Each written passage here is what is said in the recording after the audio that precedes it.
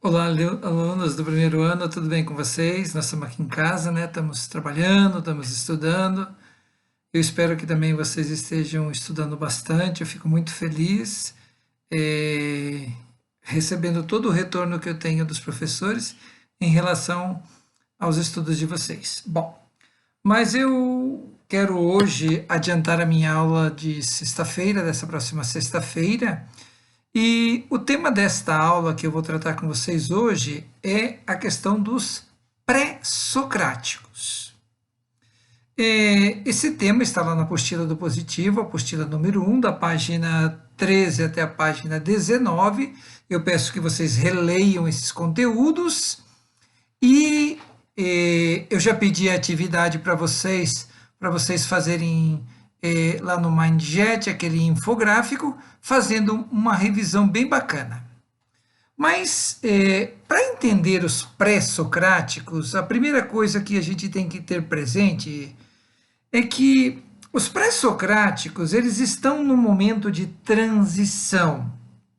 Que transição? Eu vou usar assim, talvez a própria apostila usa esta analogia de uma crisálida até chegar a ser borboleta. Tem até uma figura lá na apostila.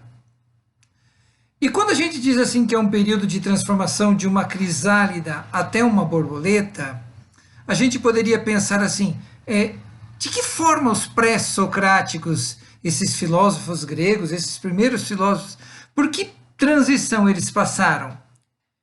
A transição foi de crisálida, mitos, até o momento borboleta, filosofia.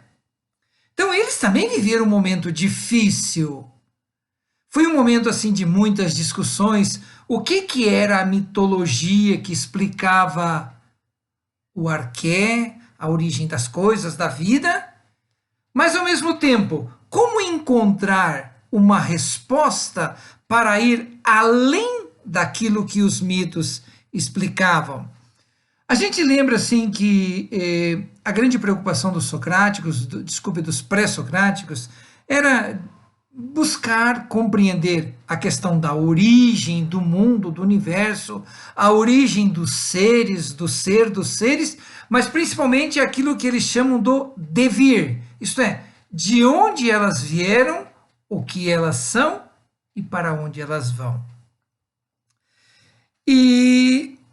Mas o mais curioso, até para a gente perguntar, para entender os pré-socráticos, é o seguinte: quando nós lemos os pré-socráticos, quando a gente estuda os pré-socráticos, o importante é destacar que eles queriam, e aqui está a importância deles, eles queriam entender as coisas para além dos mitos. Isto é, mesmo que eles tentaram dar uma resposta, ar, água, fogo, os 4 elementos, enfim, eram tentativas de resposta para compreender esse arqué, esta origem. E claro, cada um deles, naquele momento que eles estavam vivendo, foram criando suas teorias, foram tentando justificar as suas teorias, foram dando sistematização para as suas teorias e, principalmente, deram uma resposta, mesmo que provisória. Mas, sobretudo, esta resposta provisória, e aqui eu queria que vocês prestassem muita atenção, eles contrapuseram. Foi uma contraproposta científica à visão metodológica. Na verdade, o bacana dos pré-socráticos, o bacana deles, é que eles encontraram uma forma, um modo de pensar autônomo, e lembra assim, a crisálida, até ela chegar a ser borboleta, ela passa por um processo. E eles passaram por esse processo de forma autônoma, isto é, tiveram a coragem de apresentar uma resposta, mesmo que provisória, à questão do arqué.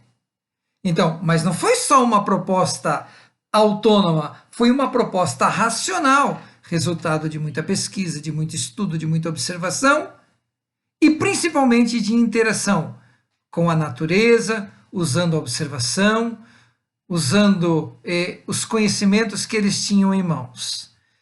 Essa é a ideia dos pré-socráticos. Estudem bacana, página 13 a página 19. Um abraço grande.